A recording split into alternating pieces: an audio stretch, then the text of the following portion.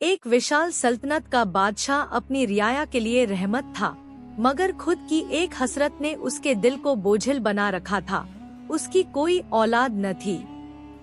रानी भी खामोश गम में डूबी रहती और महल के कमरे हंसी की आवाजों के बिना सुनसान लगते। एक दिन महल के दरवाजे पर एक फकीर आया। उसकी आंखों में रोशनी और चेहरे पर सुकून था। बादशाह ने आजिजी से कहा, बाबा, मेरे पास सब कुछ है मगर औलाद नहीं, कोई राह दिखाओ। फकीर ने लम्हा भर सोचा, फिर नरम लहजे में कहा, बादशाह सलामत, तुम्हारे महल के पीछे एक दरख्त है, उसके नीचे जाकर अपनी झोली फैलाना। जितने फल उस दरख्त से तुम्हारी झोली में गिरेंगे उतनी ही तुम्हें औलाद नसीब होगी। बादशाह चौंका, क्योंकि वह दरख्त सब जानते थे। सदियों से वह बाज था, उस पर कभी फल न लगा था। बादशाह के दिल में सवाल उभरा, मगर फकीर की आंखों की रोशनी ने उसे मुतमिन कर दिया। अगली सुबह बादशाह तन्हा उस दरख्त के नीचे गया। हवा बिल्कुल खामोश थी, शाखों पर सिर्फ परिंदों के घोंसले थे। उसने आहिस्तगी से अपनी झोली फैलाई और सर झुका कर दुआ की।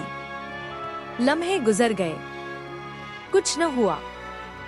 फिर यकायक एक हवा का झोंका आया और हैरतअंगेज तौर पर 2 पके हुए आम उस दरख्त से टूटकर सीधा उसकी झोली में आ गिरे। बादशाह की आंखों से आंसू बह निकले। उसने आमों को सीने से लगा लिया और फौरन महल की तरफ लौटा। रानी उसके इंतजार में थी। बादशाह ने आम उसके सामने रखे और कहा, फकीर ने कहा है, ये दोनों फल हम मिलकर खाएंगे, तभी दुआ पूरी होगी। रानी मुस्कुराई। दोनों ने एक साथ बैठकर वे आम खाए। आम की मिठास में एक अजीब सी रोशनी थी, जैसे तकदीर की मिठास उनके नसीब में घुल रही हो। वक्त गुजरता गया। रानी के चेहरे पर खुशी की चमक नुमाया हुई। वह माँ बनने वाली थी। और जब महीनों बाद वक्त आया तो पूरे महल में चरागा किया गया। रानी ने एक नहीं 2 जुड़वा शहजादों को जन्म दिया। शहर की गलियां खुशी से गूंज उठीं, ढोल बजने लगे, दुआएं बुलंद हुईं। बादशाह ने आसमान की तरफ देखा और शुक्र के आंसुओं के साथ कहा, ये औलाद मेरे रब की देन है और उस फकीर की दुआ का करिश्मा है। यूं वह बाज दरख्त जो सदियों से बेमेवा था, तकदीर के इज़्न से बादशाह की झोली भर गया और सल्तनत को 2 शहजादे अता कर गया। वक्त के परिंदे के पर तेजी से उड़ते गए। दोनों शहजादे जवान हो गए। एक शहजादा अक्ल व दानाई का नमूना था, दूसरा जुर्रत व बहादुरी का। रियाया फ़ख्र से कहती, हमारे मुल्क का मुस्तकबिल इन दोनों के हाथों रोशन है। अब वक्त आया कि उनकी शादी कर दी जाए। महल के बड़े हाल में जश्न का समा बांधा गया। दूर दूर की रियासतों से शहजादियां बुलाई गई। हर शहजादी अपनी शान व शौकत के साथ आई। किसी के पास सोने के जेवरात थे, किसी की आंखों में चमक, किसी के हुस्न की धूम। छोटा शहजादा सबको देखकर खुश था, मगर बड़ा शहजादा खामोश बैठा रहा। बादशाह और रानी बार बार उससे पूछते, बेटा, इन सब में से किस को पसंद करते हो? लेकिन वह सर झुका लेता। आखिरकार रानी, जो बेटे की खामोशी से बेसबर हो चुकी थी, गुस्से में बोल उठी, क्या बात है? क्या तुम संतरे की शहजादी लाओगे? यह जुमला मजाक में कहा गया था, मगर बड़े शहजादे के दिल को छू गया। उसने संजीदगी से सर उठाया और कहा, अम्मा जान, अगर मेरा नसीब है तो मैं शादी करूंगा तो संतरे की शहजादी से ही। महल में एक लम्हे के लिए खामोशी छा गई। सब हैरान रह गए। छोटा शहजादा भी हंस पड़ा।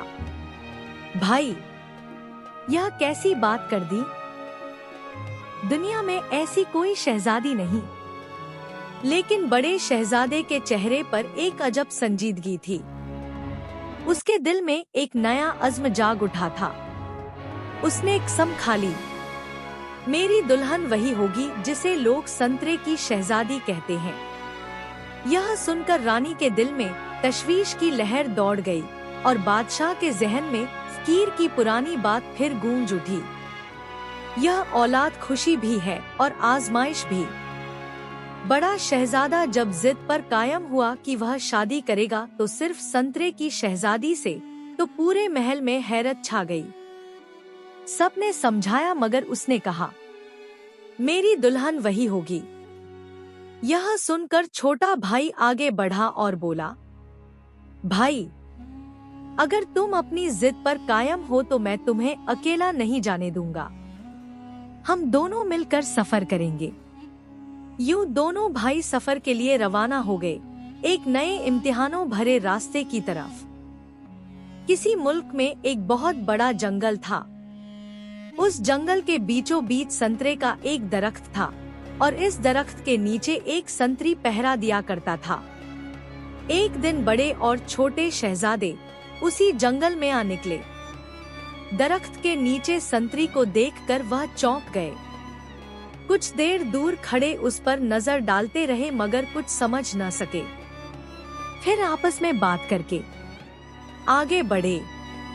बड़े शहजादे ने संतरी से पूछा, संतरी जी, आप इस दरख्त के नीचे पहरा क्यों दे रहे हैं? संतरी मुस्कुराया और बोला, भाई, तुम्हें इन बातों से क्या लेना? अपना काम करो और आगे बढ़ जाओ। यह सुनकर शहजादे और भी हैरान हुए। बड़े भाई ने कहा, नहीं, जब तक हम असल बात नहीं जान लेते यहाँ से नहीं जाएंगे। संतरी ने गहरी सांस ली और बोला, सबब बताने में मुझे एतराज नहीं, मगर यह जान लो कि हकीकत सुनकर तुम्हें खुशी नहीं मिलेगी, सिर्फ दुख मिलेगा। इसीलिए मैं तुम्हें नहीं बताना चाहता। बड़ा शहजादा डटकर बोला, हम राजपूत हैं, दुख या मुसीबत से नहीं घबराते, हर तरह के इम्तिहान के लिए तैयार हैं।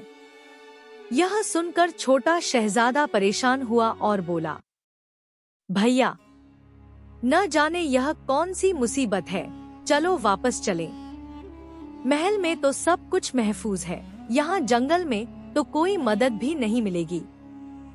बड़ा भाई बोला, अगर तुम डरते हो तो तुम वापस जा सकते हो, लेकिन मैं हकीकत जाने बगैर चैन से नहीं बैठूंगा। छोटे भाई ने कहा, नहीं भैया, मैं आपको अकेला नहीं छोड़ सकता, आपके साथ ही रहूंगा।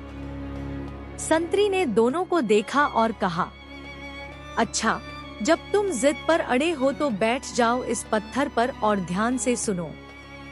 यह कहकर वह खुद भी एक पत्थर पर बैठ गया और कुछ देर सोचने के बाद संतरी ने आहिस्ता आवाज में कहना शुरू किया, इस संतरे के दरख्त का तना खोखला है, इसमें उतरकर अंदर जाओ तो एक निहायत खूबसूरत महल मिलता है जो हीरे जवाहरात से जगमगाता है। उस महल में एक राजकुमारी रहती है। उस राजकुमारी जैसी हसीन औरत इस दुनिया में और कोई नहीं। राजकुमारी महीने में सिर्फ एक बार अपनी सहेलियों के साथ महल से निकलती है। वह आधी रात के वक्त जंगल में सैर करने आती है, मगर सुबह होने से पहले ही वापस चली जाती है। मैं यहाँ उसी महल की रखवाली के लिए बैठा हूँ, लेकिन याद रखो, उस तने के अंदर महल के चारों तरफ पहरेदार हैं। बेशुमार राजकुमार उस राजकुमारी से शादी की ख्वाहिश दिल में लेकर यहाँ आए, मगर सब मौत के मुंह में चले गए। उनकी हालत देख कर मुझे तरस भी आया, मगर वह भी तुम्हारी तरह जिद्दी थे, मेरी एक ना मानी। यह सुनते ही बड़े शहजादे ने कहा, भाई संतरी, मैं भी उस राजकुमारी को जरूर देखना चाहता हूँ। भला ऐसी क्या बात है कि इतने लोग अपनी जान से हाथ धो बैठे? संतरी ने लाख समझाया, मगर जब वह न माने तो कहा, अच्छा तो सुनो, चांद की पूरी रात को यहाँ आना और किसी झाड़ी में छुपकर बैठ जाना। जब आधी रात को राजकुमारी अपनी सहेलियों के साथ बाहर निकलेगी तो उसे देख लेना, लेकिन याद रखना, जरा सा भी हिलना या आवाज निकालना मौत को दावत देने के बराबर होगा। संतरी की बात सुनकर दोनों शहजादे निहायत खुश हुए और अहद किया कि वह उस रात को फिर वापस आएंगे। यूं वह अपने घर लौटे और दिन गिनने लगे।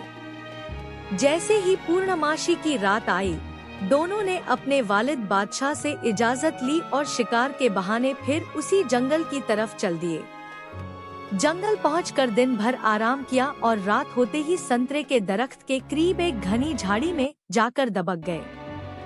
आधी रात हुई तो दरख्त के तने के अंदर से रोशनी झिलमिलाने लगी। फिर एक निहायत हसीन लड़की आहिस्ता से बाहर निकली, चारों तरफ नजर दौड़ाई और वापस अंदर चली गई। 5-10 मिनट बाद कुछ और लड़कियां निकली, वह सब भी निहायत खुशशक्ल थी। फिर आखिर में राजकुमारी नमूदार हुई। जैसे ही वह बाहर आई, चांद ने भी अपनी रोशनी बादल की ओट में छुपा ली। राजकुमारी की खूबसूरती देखकर दोनों शहजादे दंबखुद रह गए। उन्हें ऐसा लगा जैसे वह ख्वाब देख रहे हों। राजकुमारी और उसकी सहेलियां देर तक वहां गाती, बजाती, नाचती और आंख मिचौली खेलती रहीं। फिर इधर उधर सैर करके सुबह होने से पहले सब अपने महल वापस चली गईं। बड़ा राजकुमार उनका पीछा करना चाहता था, मगर छोटा राजकुमार ने किसी न किसी तरह उसे रोक लिया। सुबह जब वह संतरी को मिलने गए तो बड़े राजकुमार ने राजकुमारी के महल में जाने की ख्वाहिश जाहिर की, मगर संतरी ने सर हिलाकर कहा, वहां पहुंचना नामुमकिन है। राजकुमारी पर किसी ने जादू कर रखा है, इसलिए उसके पास कोई जा नहीं सकता। हाँ, एक तरीका है, जो कोई संतरे के दरख्त से 2 फूल हासिल करके ले आएगा, वही शख्स राजकुमारी के महल में जा सकेगा। लेकिन ख्याल रखना कि दरख्त को छूना मना है। जमीन पर गिरे फूल उठाने से काम नहीं चलेगा और दरख्त से फूल हाथ से तोड़ना भी मना है।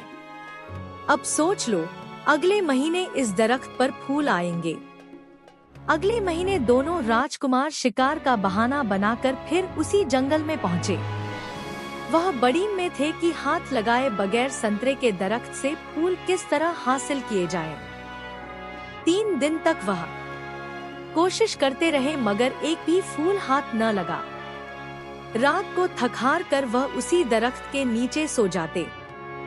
चौथे दिन अचानक बहुत जोर की हवा चलने लगी और दरख्त से फूल झड़ने लगे। यह देखकर बड़ा राजकुमार फौरन उठा और उसने 2 फूल जमीन पर गिरने से पहले ही झपट कर पकड़ लिए। संतरी ने दोनों भाइयों को निहायत इज्जत और एहतियात के साथ उस दरख्त के अंदर मौजूद राजकुमारी के जादुई महल की तरफ रवाना किया। लेकिन यह रास्ता बिल्कुल आसान न था। जैसे ही वह अंदर दाखिल हुए, एक रोशन सुरंग उन्हें बल खाते हुए रास्तों से ले गई। रास्ते में जगह जगह अजीबोगरीब रुकावटें आईं। कहीं आग के शोलों अचानक लपकने लगते, कहीं पत्थरों की दीवार खुद ब खुद खड़ी हो जाती, तो कहीं धोखे के आईने सामने आ जाते जिनमें वह अपने आप को कैद देखते। छोटा राजकुमार ने हिम्मत बांधकर हर बार अपने बड़े भाई का साथ दिया और दोनों ने एक दूसरे की मदद से यह मुश्किल मरहले तय किए। आखिरकार जब वह एक लंबे कमरे में दाखिल हुए तो सामने एक संगमरमर के तख्त पर बैठी संतरे की राजकुमारी दिखाई दी।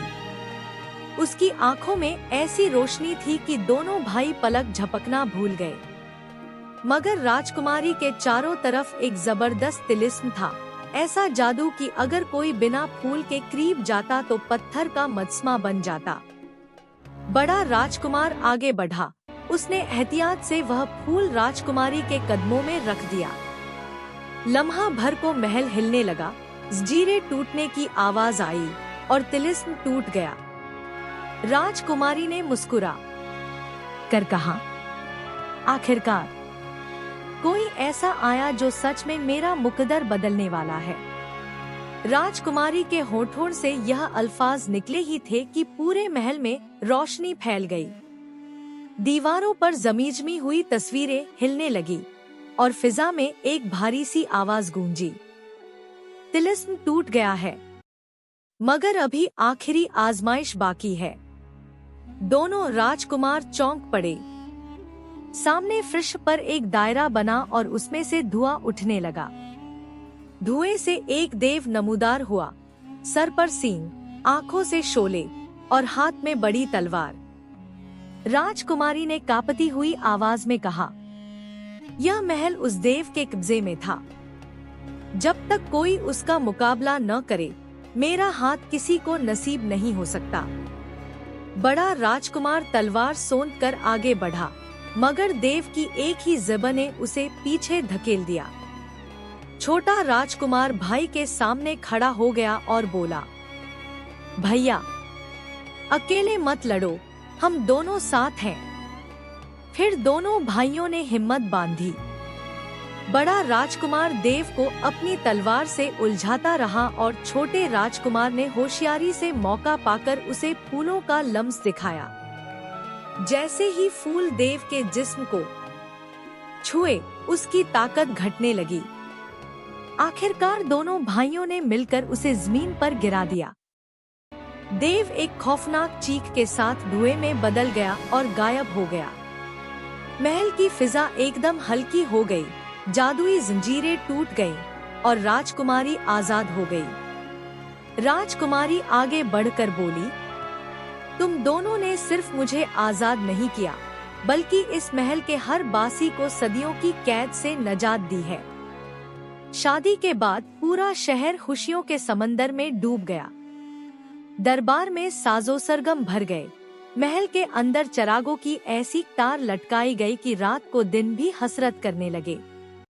बाजारों में जुलूस निकले, लोक रस्में और ढोलक की थापों ने फिजाओं को सरशार कर दिया। राजा ने अपने बेटे की बहू को गले से लगाया और सबके सामने उसकी इज्जत और बुजुर्गी का ऐलान किया। बड़ा राजकुमार अपनी दुल्हन के साथ महल के सबसे आला हाल में आया, जहां रोशनी, खुशबू और मोहब्बत का हसीन इम्तिजाज था। राजकुमारी, जिसके चेहरे पर अभी तक एक नरम सी उदासी थी, अब मुस्कुराती नजर आई। उस मुस्कुराहट में आजादी की मिठास और एक नए घर की सुकूनत दोनों थी।